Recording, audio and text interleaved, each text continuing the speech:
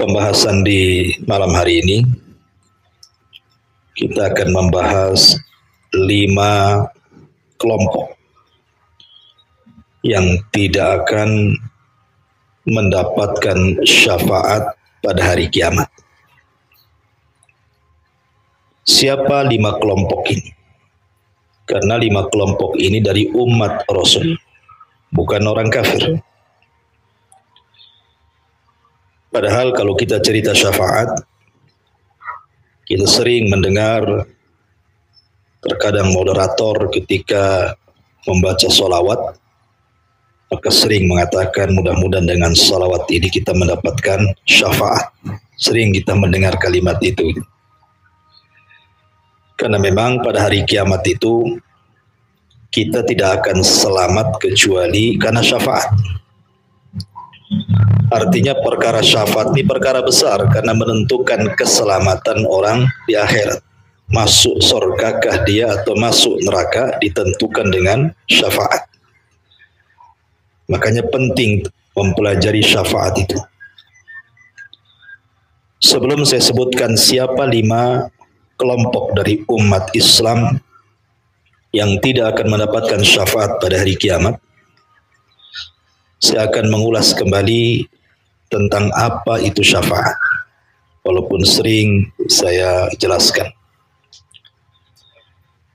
Syafaat itu artinya seseorang meminta kepada orang lain agar orang lain itu meminta kepada Allah agar kita diselamatkan. Lah syafaat itu ada beberapa macam. Ada syafaat yang disebut dengan syafaatul uzma, syafaat besar pada hari kiamat. Dan itu tidak diberikan kecuali kepada Nabi. Semua para Nabi tidak bisa memberikan syafaat. Apa alasannya? Nanti saya sebutkan. Tetapi apakah hanya para Nabi saja yang memberikan syafaat? Tidak. Allah juga memberikan syafaat, malaikat juga memberikan syafaat, para syuhada juga memberikan syafaat, anak juga bisa memberikan syafaat kepada orang tuanya atau sebaliknya. Bahkan teman-teman yang baik juga bisa memberikan syafaat. Dan syafaat itu macam-macam jenisnya. Kita mulai dari syafaatul uzma dulu. Jadi pada hari kiamat, kita tahu bahwa seluruh para nabi itu diberikan doa yang mustajab. Semua nabi, Allah berikan doa yang mustajab. Kalau nabi berdoa, pasti dikabulkan. Dan semua nabi sudah meminta doa di dunia dan Allah kabulkan. Kecuali Rasulullah. Rasul sengaja tidak meminta doa untuk disimpan doa ini pada hari kiamat sebagai syafaat bagi umatnya. Jadi dalam sebuah hadis yang dikeluarkan Imam Ahmad, ada seorang sahabat bertanya kepada Rasul, Rasul, kenapa engkau tidak minta kepada Allah Subhanahu wa taala kekuasaan seperti yang pernah Allah anugerahkan kepada Nabi Allah Sulaiman? Dan ingat, Nabi Allah Sulaiman itu satu di antara 4 raja yang menguasai dunia. Kalau Fir'aun Mesir saja. Tapi Sulaiman ini satu dunia dikuasai. 2 mukmin dan 2 kafir. Yang mukmin Nabi Allah Sulaiman yang paling besar kekuasaannya. Kemudian Raja Dzulqarnain yang disebutkan dalam surah Al-Kahfi. Kemudian yang kafir 2. Raja Namrud di masa Nabi Allah Ibrahim. Kemudian yang kedua Bukhtun Nasr yang menghancurkan Palestina sehancur-hancurnya dan membantai orang-orang Yahudi. Lah Rasul ditanya, Rasul, kenapa engkau tidak minta kekuasaan seperti Nabi Sulaiman? Karena Sulaiman itu kan ditundukkan angin, ditundukkan jin, ditundukkan binatang, semua ditundukkan kepada dia kan. Rasul hanya tersenyum saja. Kemudian Rasul mengatakan, sesungguhnya Allah telah memberikan kepadaku yang jauh lebih besar dibandingkan yang Allah anugerahkan kepada Nabi Allah Sulaiman. Kemudian Rasul mengatakan, setiap Nabi memiliki doa. yang mustajab. Dan semua nabi sudah memberikan doa di dunia. Ada yang meminta dunia seperti Sulaiman, Allah berikan. Ada yang meminta kehancuran kepada kaumnya seperti Nuh, minta dihancurkan semua yang kufur. Dan dia mengatakan, Rabbi la tadhar alal ardi minal kafirina dayyar. Ya Allah, jangan kau sisakan satu jiwa orang kafir, kau binasakan semuanya. Dan Allah kabulkan. Kecuali aku, kata Rasul, aku simpan doaku untuk hari kiamat sebagai syafaat bagi umatku. Itulah bentuk kasih sayang Rasul kepada kita. Bersyukur kita punya Nabi Sallallahu Alaihi Wasallam. Jadi nanti pada hari kiamat, Waalaikumsalam, manusia dikumpulkan di padang mahsyar, dibangkitkan. Pertama, tidak dikhitan. Yang kedua, tidak pakai sandal. Yang ketiga, telanjang tanpa berpakaian. Yang keempat, tidak ada harta di badan. Artinya kembali seperti bayi yang dilahirkan. Itulah manusia dikumpulkan di padang mahsyar. Kemudian matahari didekatkan 1 mil di atas kepala.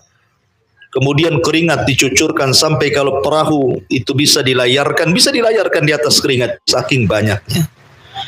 Dan kondisi mereka berdiri, tidak ada yang duduk apalagi berbaring. Mereka berdiri. Berapa lama? 50.000 tahun. Tentu bagi orang kafir, bagi orang-orang yang beriman, berdirinya sesuai dengan hisabnya. Kalau hisabnya mudah ya tidak selama itu gitu ya. Kalau hisabnya sulit ya agak lama sedikit gitu ya. Lah ketika manusia kemudian kebingungan harus kemana mereka mengadu. Karena tidak mungkin lah mereka berdiri terus di situ. Kan harus jelas keputusannya gitu.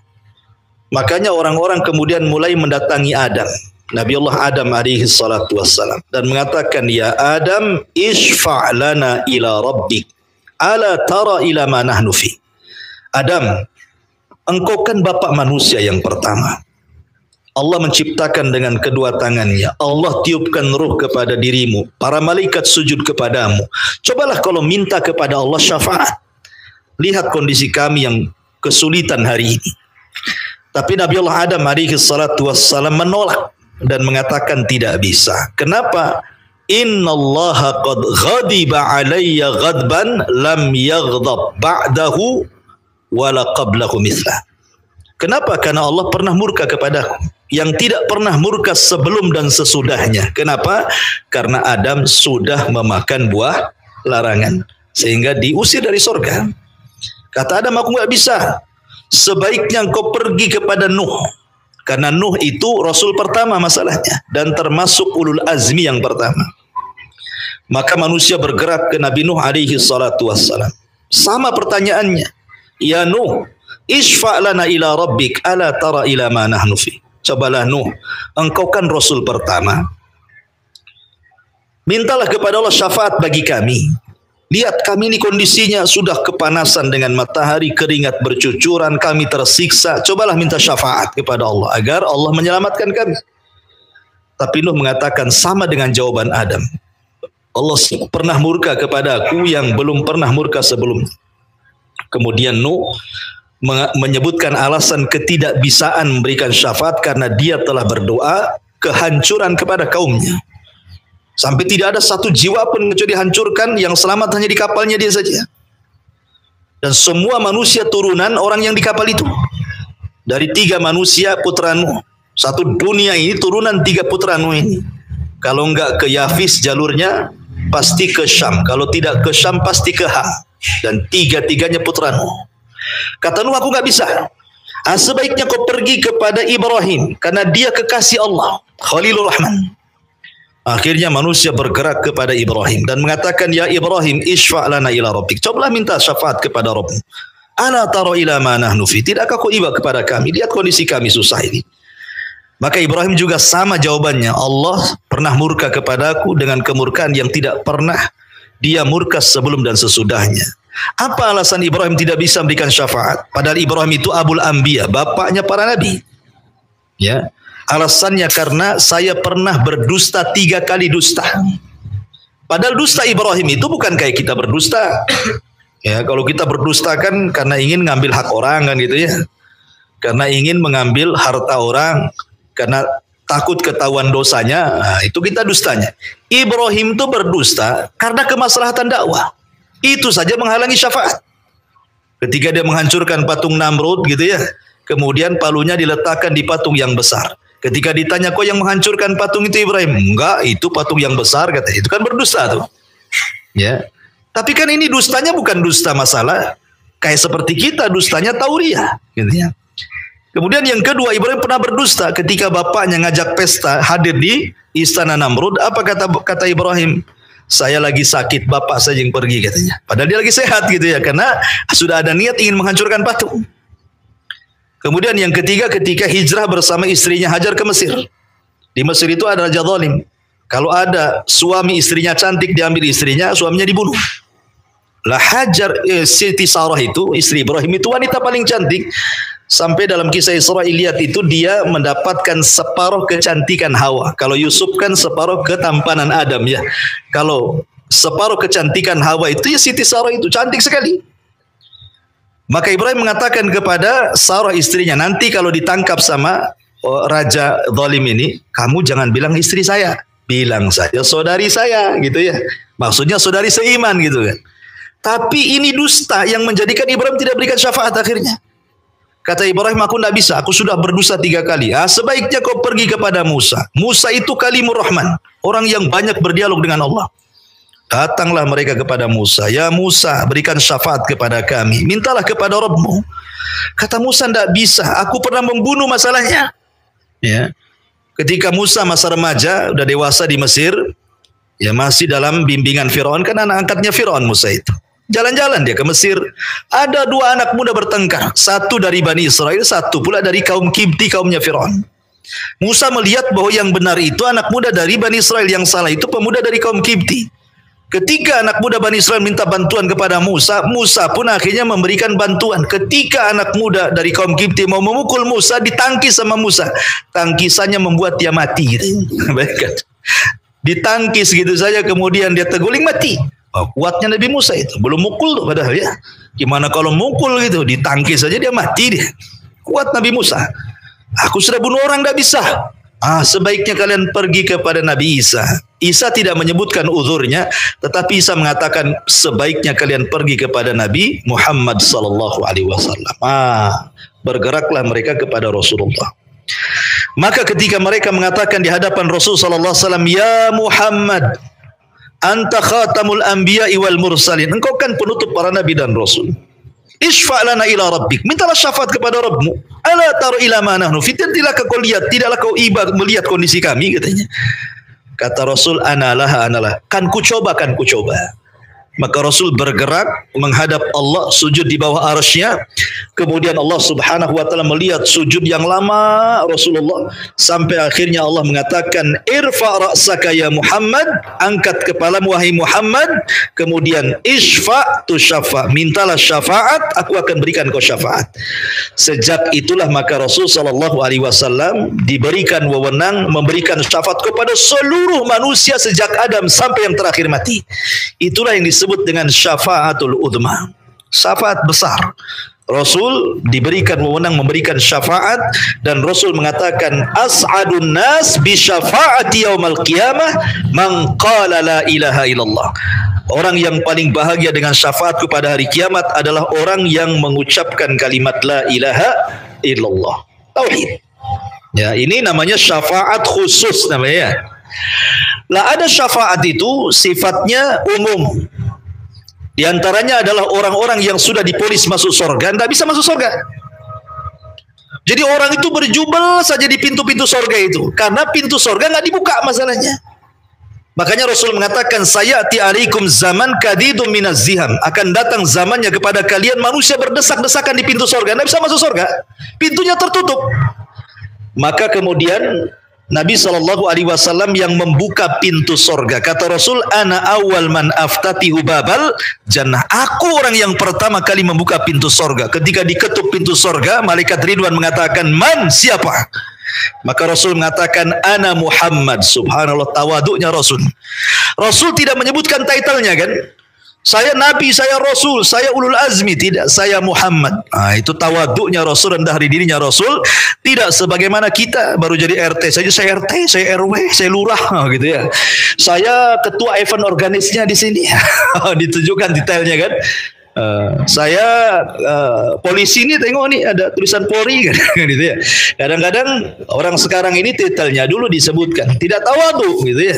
Bangga rasanya kalau titelnya tinggi itu ya. Jadi tidak perlu kemudian Rasul tawadhu mengajarkan ketawaduan. Saya Muhammad. Maka malaikat Ridwan mengatakan, ya Muhammad, Allah memerintahkan aku alla aftah babal jannah, tidak boleh membuka pintu surga kecuali karena engkau yang memintanya. Dari situlah pintu surga dibuka, baru semua orang masuk. Ya kan?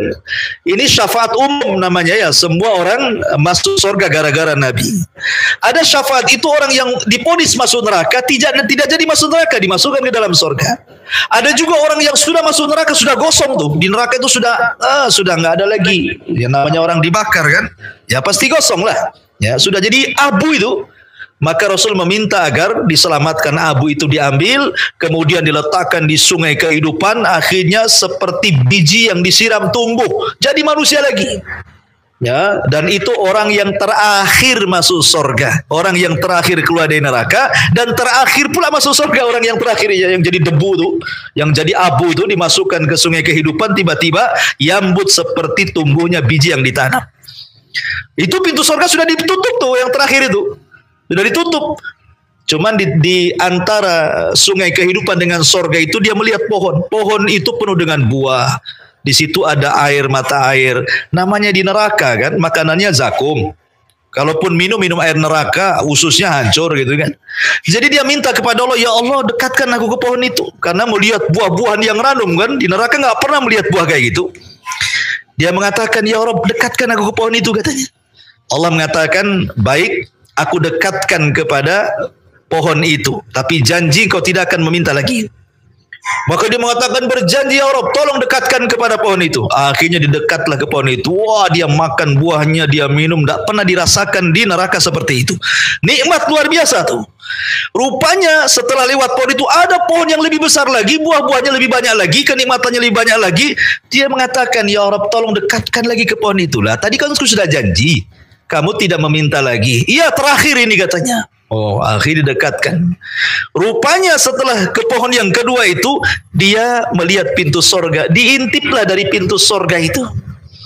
Dia mengatakan, ya Rabb, masukkanlah aku ke situ katanya. Gitu. Lah tadi kau janji tidak akan minta lagi katanya kan. Maka Allah mengatakan, tamanna ya abdi, sudah gini saja, kau menghayal saja. Kira-kira kalau kau ingin mendapatkan nikmat, seperti apa nikmat yang kau inginkan? Bayangkan saja ketika kau di dunia minta apa? Ingin jadi raja, ingin jadi presiden, ingin punya kekuasaan, ingin sebutkan nikmatmu. Menghayallah hamba ini sampai ujung hayalannya. Maka Allah Subhanahu wa taala memberikan 10 kali lipat dari hayalannya. Dibukakan pintu sorga, dimasukkan ke dalam sorga, seolah-olah dia orang yang pertama masuk sorga, padahal yang terakhir gitu. Karena merasa nikmat gitu kan, seolah-olah dia yang pertama masuk sorga itu. Karena kenikmatan sorga itu menghilangkan keperitan di neraka masalahnya. Sekali celupan di sorga itu hilang keperitan semuanya. Itulah enaknya sorga. Ya. Masyurul muslimin wal muslimat rahimani wa rahimakumullah. Jadi banyak baca syafaatnya. Tapi yang ingin saya jelaskan di malam hari ini, ada 5 kelompok dari umat Rasul. Mereka tidak dapat syafaat. Artinya kalau tidak dapat syafaat ini kan bahaya. Ya, karena syafaat itu menentukan orang masuk surga dan masuk neraka. Paling tinggi ketika orang tidak mendapatkan syafaat, dia bisa masuk surga itu karena rahmat. Karena kasih sayang Allah saja dia masuk surga itu. Kalau bukan karena kasih sayang Allah, dia tidak akan masuk surga selamanya. Siapa 5 kelompok ini? Yang pertama, kata Nabi SAW, orang yang melakukan kesyirikan. Orang yang melakukan kesyirikan tidak akan mendapatkan syafaat. Allah berfirman, fala tanfa'uhum syafa'atus syafi'in. Orang yang melakukan kesyirikan tidak bermanfaat orang yang memberikan syafaat kepadanya. Ingat, jangan melakukan kesyirikan. Syirik itu artinya menyembah kepada selain Allah. percaya kepada dukun, kepada tangkal gitu ya, kepada kelenik-kelenik. Nggak usahlah percaya pada perkara-perkara tersebut karena bisa mengantarkan kepada kesyirikan. Ya, ini yang pertama. Yang kedua, la'anun, orang tukang laknat. Ya, kan banyak di masyarakat tukang laknat ya. Sebagaimana hadis Abi Darda radhiyallahu an.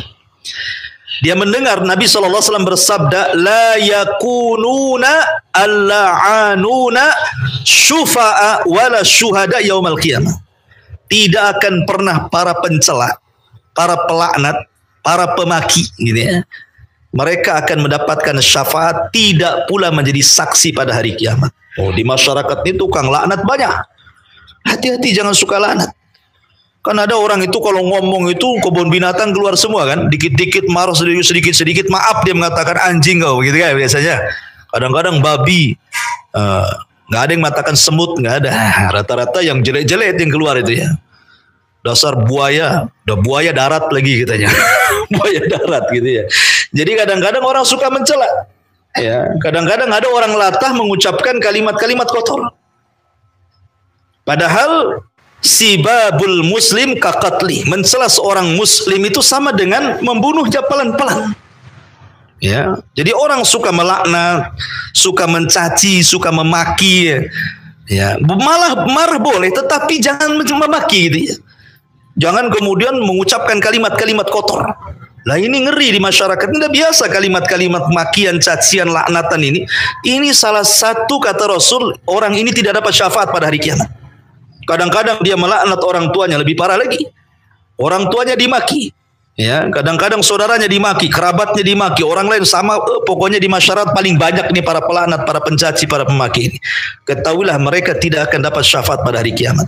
Karena Rasul yang mengatakan la yakununa la'anuna syufa'a wala syuhada yaumal qiyamah. Para pelaknat, para pencaci, para pemaki itu tidak akan dapat syafaat dan tidak akan jadi saksi pada hari kiamat. Padahal umat Rasul itu akan jadi saksi bagi umat-umat sebelumnya. Ya, ini yang kedua. Yang ketiga, orang-orang yang tidak mendapatkan syafaat pada hari kiamat, kata Nabi SAW, pemimpin yang zalim. Dalam sebuah hadis yang dikeluarkan Imam Tabrani dalam Mu'jam Al-Awsat dari hadis Abi Umamah Al-Bahili radhiyallahu an, Nabi mengatakan simfani min ummati lantana lahuma syafa'ati yaumal qiyamah. Ada dua kelompok. Berarti ini sudah satu, orang yang melakukan kesyirikan, dua, orang yang suka melaknat, tiga dan empat di sini disebutkan sinfani min ummati. Ada dua kelompok di antara umatku tidak akan mendapatkan syafaatku pada hari kiamat.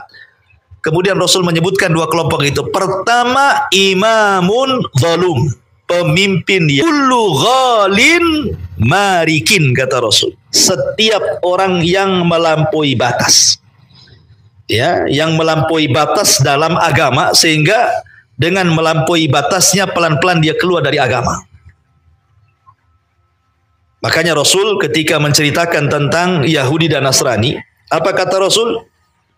Kata Nabi SAW, la tutruni kama ataratin nasara Isa bin Maryam. Jangan kalian berlebihan kepadaku seperti orang Nasrani berlebihan kepada Isa, menganggap Isa anak Tuhan, Isa satu di antara tiga Tuhan, atau Isa Tuhan itu sendiri.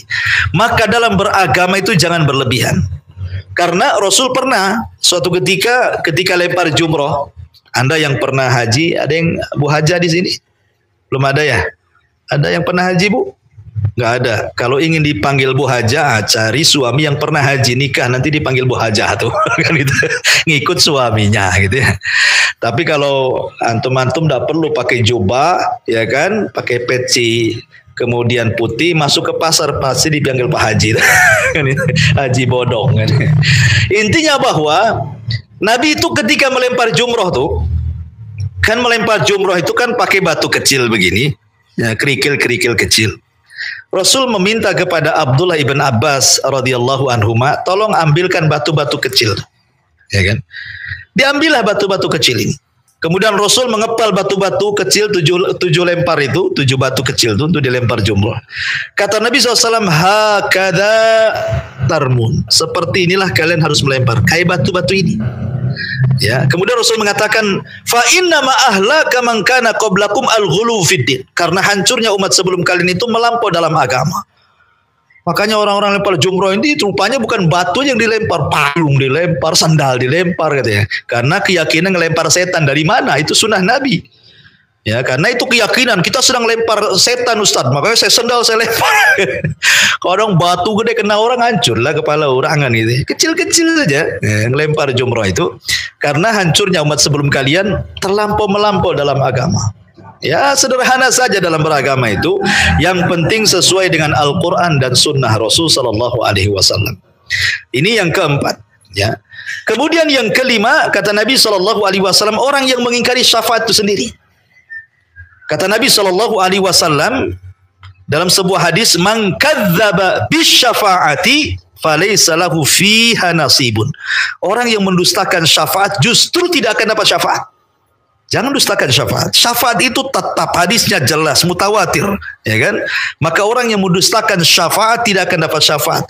Saya tambah yang nomor 6, orang yang ketika di dunia mereka tidak pernah beragama seperti yang diajarkan Nabi Shallallahu Alaihi Wasallam.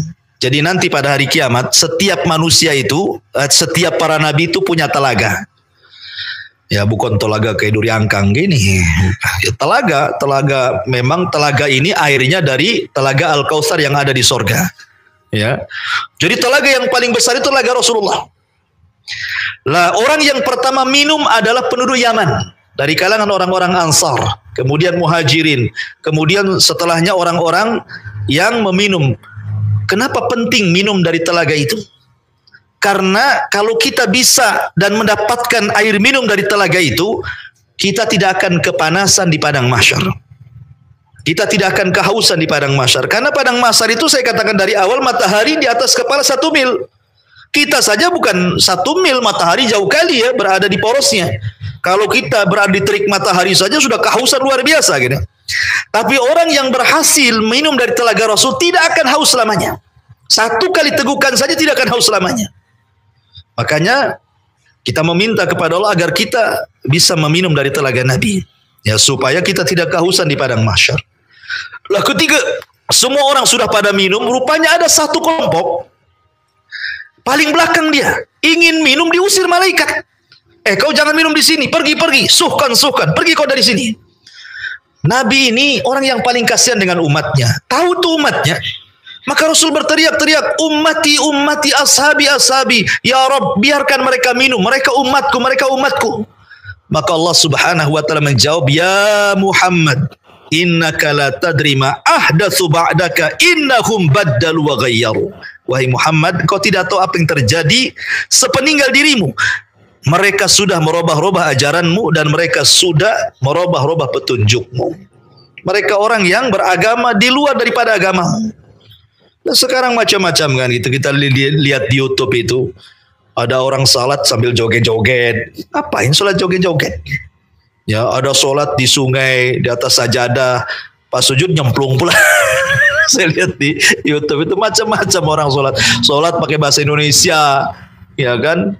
Jadi itu salat aja kayak gitu. Ya, bahkan saya dengar terakhir orang-orang mana Syiah Iran gitu ya, mengarahkan haji itu bukan ke Baitullah, kemana? Ke Irak, ke Karbala. Oh, hajinya orang Syiah Iran itu kemana? Ke Karbala, tempat meninggalnya Sayyidina Husain di situ. Oh, itu kan aneh. Orang haji ke Mekah, ini pula haji ke Irak, pula ngapain pula? Ya, solatnya pula beda. Solatnya orang-orang Syiah itu beda dengan solat kita. Dia 3 waktu saja solatnya, kita 5 waktu. Dan kalau dia sujud harus pakai batu. Orang Syiah itu kalau mereka solat, mereka punya batu. Harus punya batu masing-masing orang. Batu ini diletakkan tempat sujud seperti uang, ya, segede uang gitu ya. Kalau uang 100 zaman dulu kan agak gede itu ya. Nah, nanti sujud diletak di batu itu. Dan batu itu diambil dari tanah Karbala, dicetak. Mereka meyakini tanah Karbala itu lebih suci dibandingkan tanah haram. Makanya dicetak banyak-banyak. Setiap orang Syiah sholat itu diletakkan batu, sujud di atas batu itu. Dahinya tuh di atas batu itu. Cina pula pandai ngelirik ekonomi batu. Dibuatlah made in Cina. Tapi tanahnya bukan dari Karbala. Kena tipu orang Syiah itu sama Cina. Karena dibuatkan banyak-banyak gitu ya. Dijual sama orang-orang Syiah. Ikhwatu fillah muliakan Allah Azza wa Jalla. Berarti dari sini ada 6 kelompok yang tidak akan mendapatkan syafaat pada hari kiamat. Padahal syafaat itu sangat penting sekali.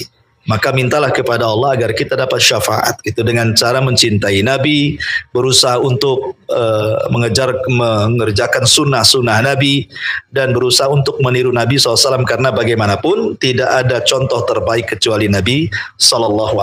Ini di antara 6 kelompok yang tidak akan dapat syafaat pada hari kiamat.